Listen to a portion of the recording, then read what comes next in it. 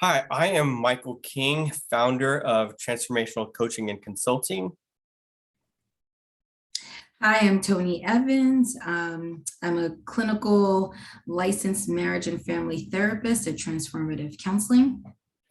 And this is actually episode 2 of Coach Your Therapist. So it's been 3 weeks since the first episode dropped, as I recall. Mhm. And it was an hour show, and we were able to get through a whopping 3 questions in 1 hour. We have some other questions that we're going to go through, but I think some of these are a little bit more detailed, so we may get through just one or two. But anyway, um, let's get into it. I'll go ahead and read question number 1. It's a little bit of a run-on sentence. Please bear with me. The last relationship I was in was a long distance one, but was very toxic and took me years to get out of and over. I learned a lot from it and have the scars to show. I have closure from that relationship, but I'm afraid the past relationship is affecting my trust of current relationships/friendships or interactions with others. Should I have no suspicious feelings going forward, or is that unreasonable? So how That's a about big question. you run with this one first? So this is the kind of question that begs asking other questions, right? So just this small statement alone brings up tons of different questions that I'd want to ask the person to help them figure out their direction and how they should approach interactions with friendships, because it seems like it's not just intimate relationships. And then how do you approach intimate relationships? So I guess, are you okay if we split it up that way in that? I think really that's the only way, because there's things in here that I'm with you. I've got questions on. It's in a way, it's kind of it might seem specific, but it's very vague. I don't know what toxic is to this person. I think toxic is a vague term. Toxic could be physical abuse, it could be emotional abuse, it could be both, it could be neglect. There's a lot of things. It could be just controlling. So I'm not sure what the toxic is in this situation, so it's hard to specifically address that part of it. So you kind of have to go broad scope on it. Well, I think, someone saying toxic, I think I'm fine just knowing about the toxic, because when I hear toxic, I just assume that means unhealthy for that person. So whatever was happening in that relationship just wasn't working for her, and probably led to her feeling closed off.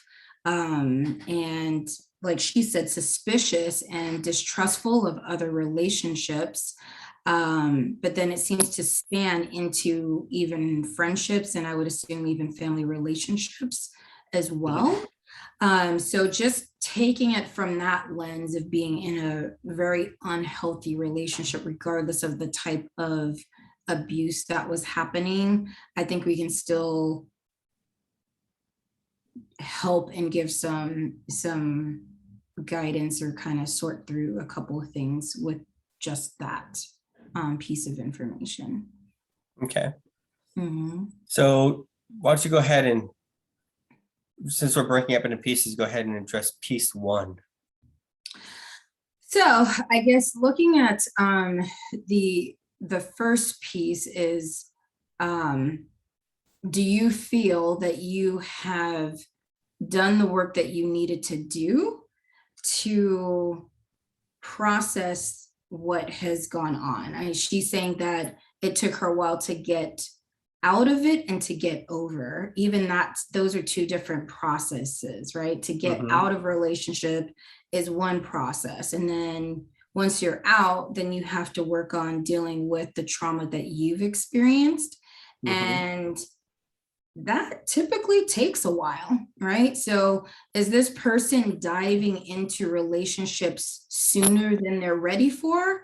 And that is what's interfering with having healthy relationships with other people. Um, are you diving too quickly and you're not ready for an intimate relationship, depending on the level of toxicity or abuse? It could be years to feel ready to be able to trust other people enough that you are not suspicious about everything that they do in a relationship. You're not second guessing all the time. Right. So for me, I'm looking at this. Um, it was a long distance relationship Mhm. and yet toxic still from a distance. So we're not looking at physical abuse here, Right. right? Yep. Um, so Hopefully it not. sounds to me, if I had to interpret this, it's emotional, maybe manipulative, and controlling. So she gave of herself, I'm presuming it's a she, um, gave of herself, or he gave of himself emotionally, and then um, they the other person used it against them in a sense, wouldn't let them do things, um, and that's how you create that distrust. So to go from a long distance relationship to creating distrust with current relationships or friendships, there's it just seems very much like there's some sort of emotional manipulation in there.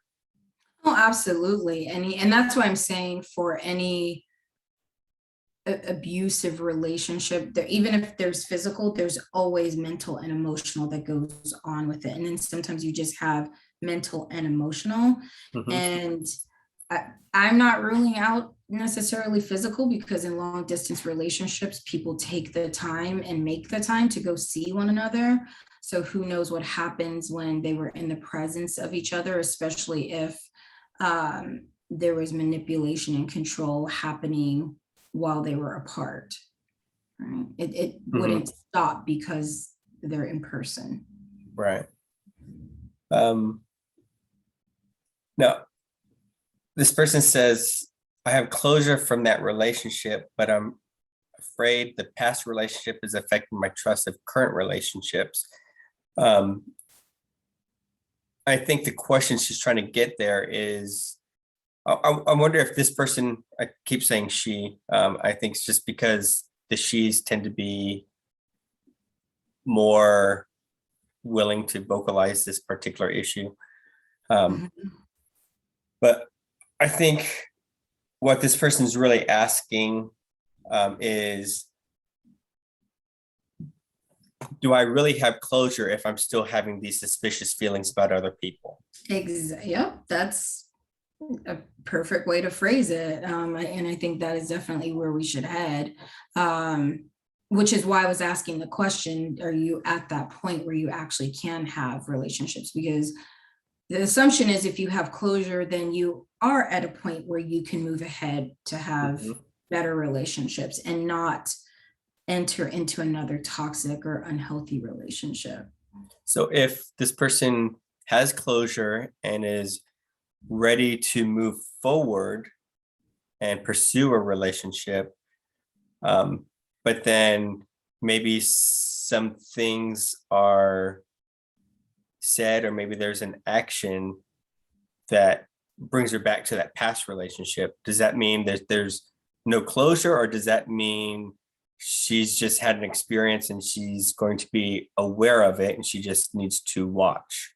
The latter. So there are always going to be things in life that trigger us when we've experienced trauma. So it's about figuring out how to manage those triggers so it doesn't negatively impact you so much in the present, right? Getting a handle on that minimizes conflict at the time, Mhm. and that person can move on to or move through what they're currently doing if they're at all triggered. you know, Mhm. or taking space, whatever, doing whatever it is they need to do in order to manage Absolutely. being. I feel that with this question, um, this person is experiencing some triggers, and I think they're new, unexperienced triggers. Mhm, So um, I think that there's going to be plenty of other things in his or her future that's going to have triggers, and there's going to be more enlightenment to this in a sense. Um, it's kind of like it's just with experience, right? So you get over something and you don't know all of the details that experience that your experience is going to come back. I mean, we take it back sure. to the military, PTS, right? Mhm, Um, until it happens, you don't necessarily know that it's going to trigger you. And then correct. you go through life and then something happens and you get triggered and it's caught off guard.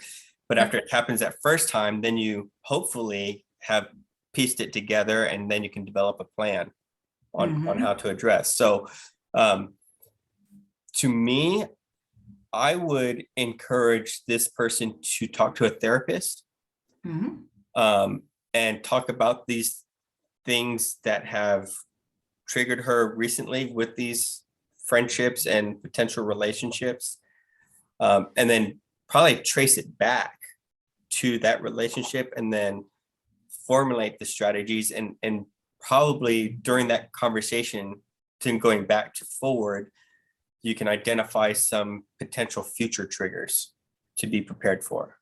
absolutely.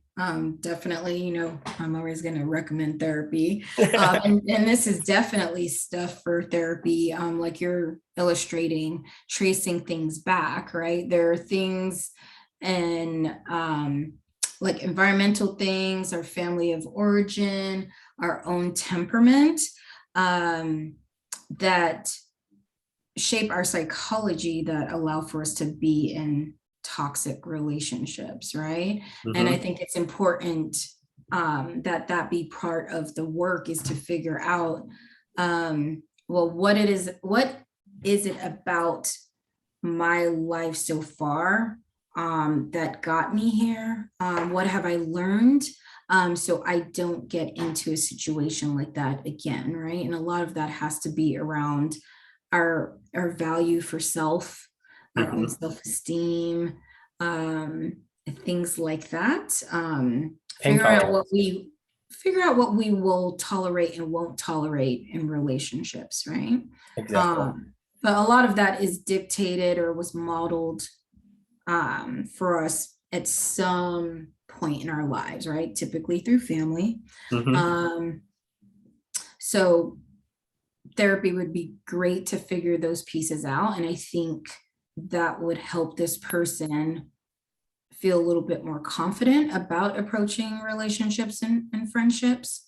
But I also, this part of being, suspicious, right? They're asking, am I being unreasonable about being suspicious?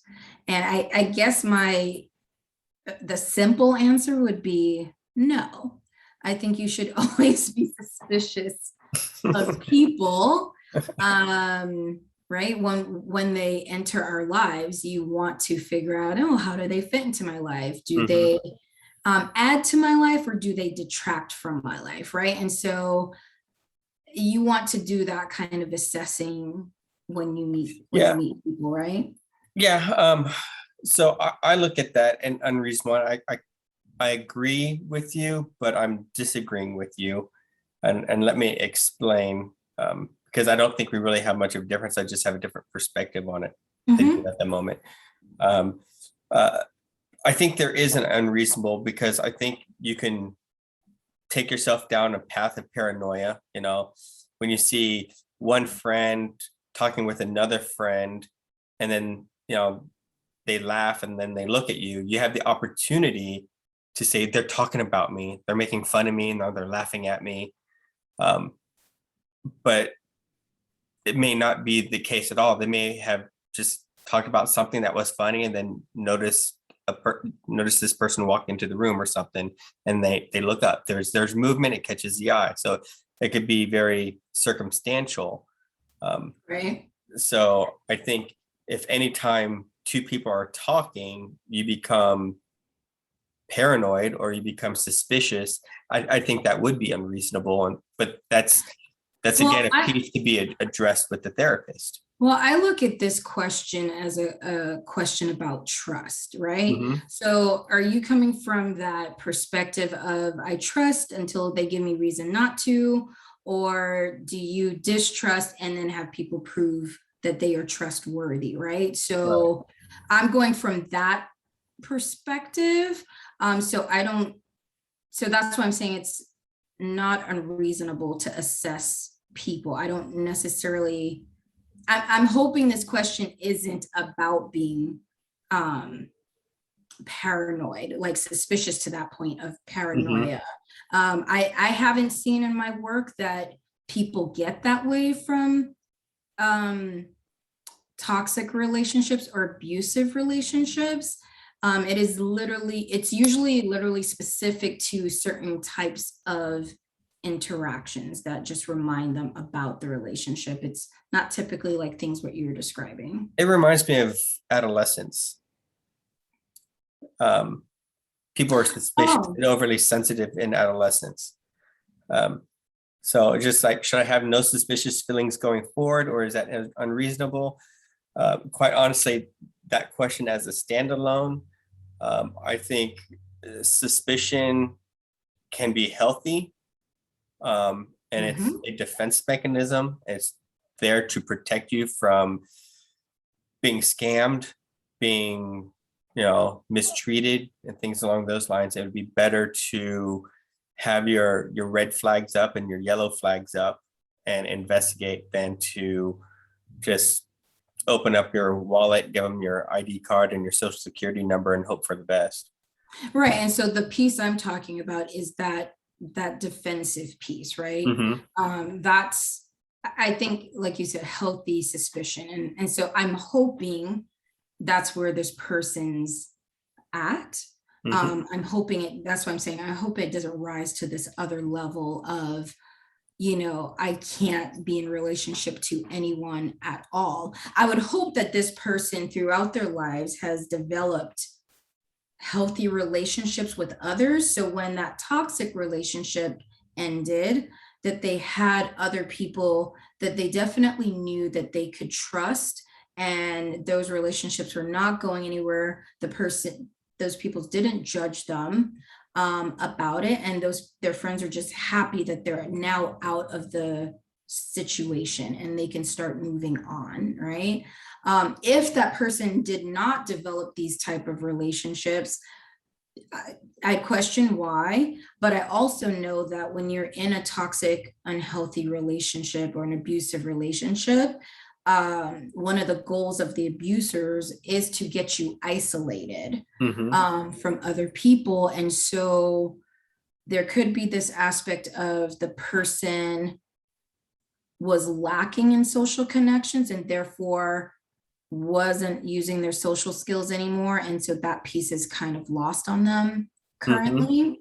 Yeah. Um, so again, go to a therapist and you can work on that piece. Like, how do I Mhm. flesh that out between being suspicious of everyone versus I just need to be like assessing relationships in a different way, romantic relationships in a different way, Right. but friendships can be good. If your friendships aren't that good, yeah, like I said, I want to wonder why there aren't some healthy relationships in your life. Right. And there's a lot to peel back in this question. Oh, 'Cause you get absolutely. to the long distance relationship. Did it start out long distance? Was it something that you met online, that type of thing? Because that's one personality trait behavior. Um, Whereas if you met in person and had a relationship, and then somebody moved, then that's a different thing, right? Mhm. Uh, Yep. so there's that. And then when you're talking about the manipulators, they absolutely do try to isolate you. They try to cut out all your support systems so that you are solely dependent on that person for your emotional well-being and Mhm. needs, right? Yep. And lots of times, these types of people will put you down and kill your self-esteem on top of that, so you don't get new people. And it brings me to the question of, how do you know what's the trigger? So when this person talks about, took me years to get out of and over, if they're asking this question, how do we know that they're actually over that relationship? Is it, you know, is it real, or what do they mean by over? Like, okay, now I'm finally deciding I'm never going back to that person, so that's how know I'm over it. To me, that's not what being over it means. Being over it Mhm. means you've healed and ready to move on to the next thing, not Mhm. just I've cut this thing out, now you're in the healing process. Right. So I'd agree with that. um, Mhm. so I think what we're saying, if this is you listening that wrote this question, I am saying that I encourage you to contact a therapist, have at least that initial conversation, make sure you find the right therapist. But I think a therapist can help you walk through this and at least be able to dig into some of these questions and get some meaning, and maybe it's just a few sessions, maybe it's a whole bunch because you open things up. But I think you're going to actually definitely have to have a conversation to dive into these things. Mhm. I'm definitely gonna say go to a therapist because there is a lot to figure out here. There's a lot to figure out about self. There's a lot to figure out about interactions. There's a lot to figure out regarding trust and intimacy. So I would assume that this person could be in therapy for a little while. Recovering from an abusive relationship takes a lot of time. Mhm. And I would also tell this person, don't rush into an Yeah, intimate relationship. Focus on friendships, focus on building supports and getting your legs stable in that sense, so to speak, of feeling that you have people around you that you can trust. yeah, and build up yourself. Get comfortable in yourself. Um, Work on your self-esteem and your self-confidence. Um, Mhm. be happy. People are attracted to happy people. Um, and so work on your self-happiness. Be happy with yourself, and that joy is going to transfer, and then people will start to just be attracted to that.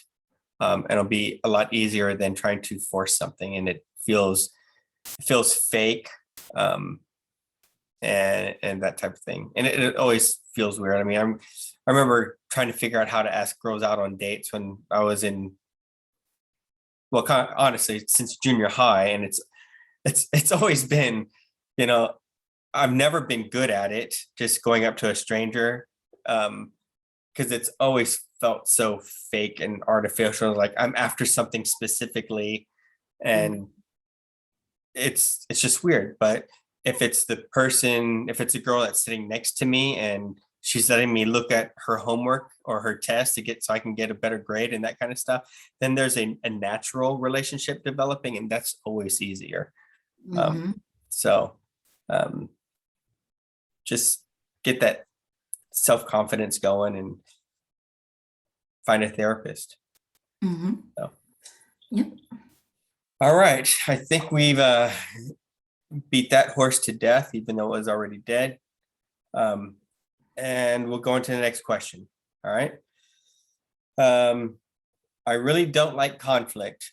I'm not sure if it's a fear of conflict, but I guess it would be, since I actively try to avoid it.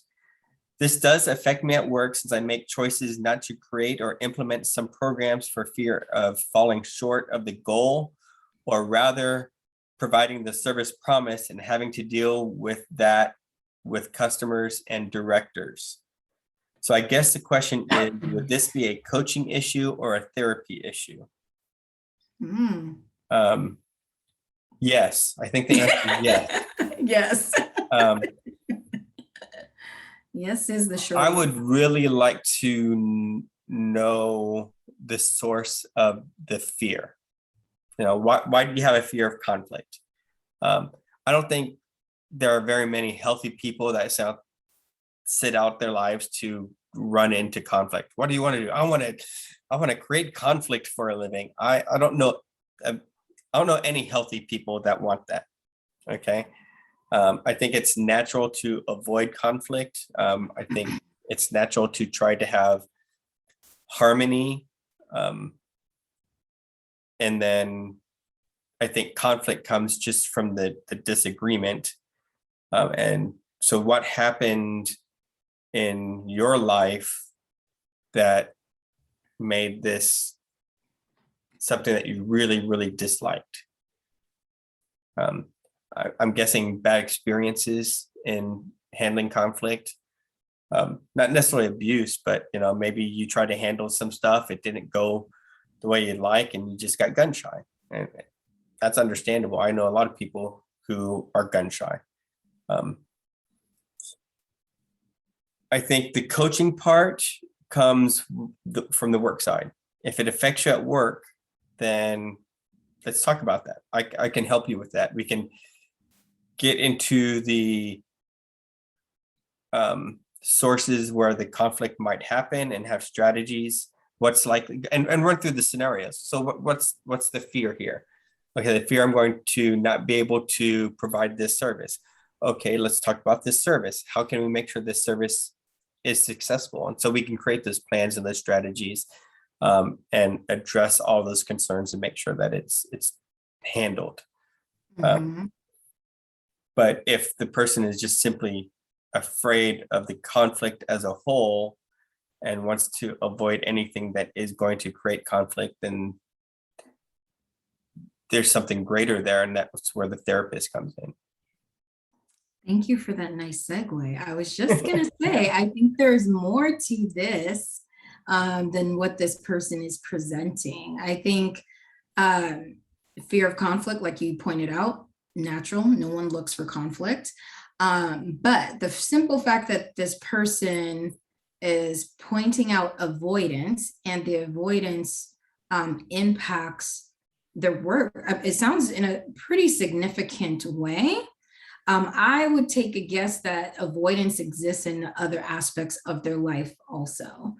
And from my experience, people who have that level of avoidance, there's typically always something diagnostically going on as well, like anxiety or depression. And so a therapist can help figure out where did that all come from and help give that person some tools for how to manage those pieces, the depression or anxiety. Sometimes it's both. Sometimes it's even trauma as well. That rewiring of the brain just sets us up to function a certain way. And sometimes avoidance is one of the things that comes out of that. So I would say this person has some other things going on. It's not just about work. I think work is where it seems the most impactful to their life right now, because there are other people who are probably pointing things out to them that they're not performing well. They're not meeting deadlines. They're not showing up for things, like this person is pointing out. And so the focus is there right now. But I think if this person gets into a therapist's office, something diagnostic would come up that they would find would be helpful to work on. Yeah. And, I know a lot of people who have some degree of fear of conflict, and they actively avoid situations.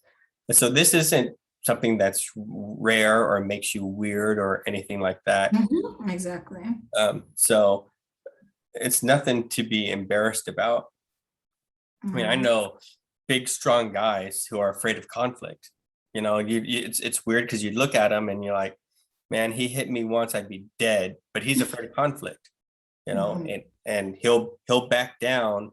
And, somebody my size weighs half that he does, and bench press a tenth of what he can, I can in essence, if I wanted to, bully him because he's afraid of conflict. Mhm. So it's not uncommon. You do want to get to the source of it. If it's debilitating, then absolutely, I agree with you. There's got to be a diagnostic case in there. Mhm. If it's not debilitating, but something that you just actively avoid because you don't want to deal with it, that could impact your work. But you could still be successful. You just won't be as successful as your potential is. And I Mhm. think that's where the coaching comes in. It's like we can help you from the coaching perspective. We can help you deal with this fear of conflict so that you can reach your potential. Mhm. Yeah. So you mentioned anxiety. Yes. All right. So I'm going to ask you to talk about anxiety from the clinician's perspective because um, I know growing up, we talk about, oh, I'm anxious to go to Disneyland. I'm anxious for this. And it's just me, we say it and it means I can't wait for it to happen. All Right. right. So Right. That's nervousness, right? That's I, not I can't anxiety. wait. I can't wait for Christmas. I'm so anxious. Right. Right. But I don't think that's what you're talking about when you're saying a person has anxiety. No, that is So not. I'm not talking about just nervousness, right? Anxiety is pervasive. It's throughout the person's daily life. And we're talking about feeling keyed up all the time, um, feeling definitely some body sensation. So a lot of times people experience their anxiety physically in their bodies, whether that's like tingling or numbness. We're also talking about other physical symptoms such as racing heartbeat, turning red, sweating, things like that.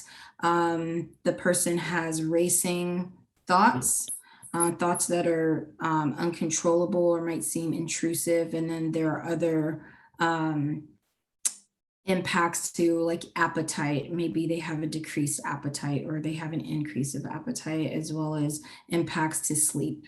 The racing thoughts can keep someone up to the point that they are not sleeping. And so lack of sleep leads to sleep deprivation. Sleep deprivation leads to all sorts of issues with functioning in their daily lives. So we're talking about something that actually can be debilitating at times, and it's almost like it flares up, right? Anxiety can be pervasive throughout the day, kind of having this low level sense of feeling keyed up, and then there can be things that trigger it, and then it increases and spikes up, and you have a episode to the point that might feel like panic, almost in a sense. I So know not everybody experiences panic, but I know the people I work with um, around anxiety, they can always tell me all the physical symptoms. They can tell me all the ways it impacts their daily life. They can tell me the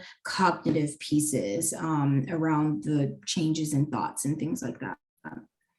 and so an anxiety attack can feel exactly like a heart attack, like you're talking about. Um, I've known a guy who we called 911, took him out in an ambulance because he had that chest pains. He was having difficulty Mhm. breathing, sweating, and that type of thing. And so we all thought heart attack. And Right. Yep. so, I've known people who've gone to the hospital too, and the doctors go, I think you have anxiety, right? There's nothing physically wrong at the time that needs to be treated. So, yeah. I'd also like to spend a little bit of time talking about the stigma of therapy and mental health. Um, I I know a lot of people feel that mental health is some sort of weakness. Oh, I'm weak. I don't want to go to a therapist and people think I'm weak and that type of thing. And quite honestly, there's some people who do view others, oh, you got to go to therapist, you just can't hang, you need to toughen up and that kind of stuff. Mhm. Um, Mhm. so it's an illness. All right. We have you get a cold, you have hay fever, there's different things that the body goes through. And the mental health is all part of that. It's all one system. So I personally think I can't think of a person who in the course of their whole lifetime wouldn't do well to have seen a therapist and have had a coach. I agree with you 100%. So it doesn't mean that you're weak or there's something wrong with you. You're getting a treatment. If you have a cut, you're going to put some peroxide on it and a band-aid, that type of thing. And ideally you figure out what cut you and you don't repeat that process. Same Correct. thing with therapy, right? Mm-hmm. Coaching is not that way. Coaching is a little bit different. So let me stand up for my profession a little bit. I always thought you should have been a therapist, but you know that. Yeah. We would still love to have you. I'm getting a little old for that. I don't know. I'm getting old for that career shift. But coaching is, I think of it as building and therapy as repair. All I right. like that distinction. So if life was a boat and you had holes in your boat, you would definitely want to go into repair mode. Okay. They ain't no amount of building going to help you out when you have holes in the boat. But once that boat's repaired, then we can set sail. We can get underway and we can build the rest of that boat and get it fully functional and making progress. So that's kind of how I feel that the coaching part fits in nicely. I feel it's a good next step once you're ready to take that step. We help you reach your goals more efficiently. So that saves you a lot of time. So if you did something on your own, take you 3 years, you have a coach that provides some clarity, gets rid of a lot of the variables, gets rid of some of the paths that lead you to nowhere so that you have less paths to choose from. You might be able to get to your goal in a year or two and save a whole year of your time. And, if you're looking at it career wise, if you're trying to go from 50,000 to 100,000, you do that a year earlier. That's $50,000 that you've made by having a coach. Mm-hmm. Yeah. So that is about all the time that we have. All right. So this will be on LinkedIn, my LinkedIn page. I'm going to put this on the Transformational Coaching and Consulting Facebook page. It's going to be on our Instagram and it's going to be on our YouTube. All right. So whatever platform you're watching this on, we hope that you enjoy it. Please like it. Again, it's not too late to ask questions or interact with us. Just put it in the comments. You can message me on Facebook and give me your contact information. I can get in touch with you. I could call you, email, whatever you like. Just let us know. And we're always looking for more questions. We're trying to provide a service to help your life get better. And there's a lot of people in this world. So if you have a question and you ask it, you might be helping a whole bunch of people who are just too afraid to ask the question. So absolutely. Yes. So yep. Thank you all very much for watching, and we will have an episode 3 again, probably in a couple of weeks. And we will talk to you with you then. And as always, peace be the journey.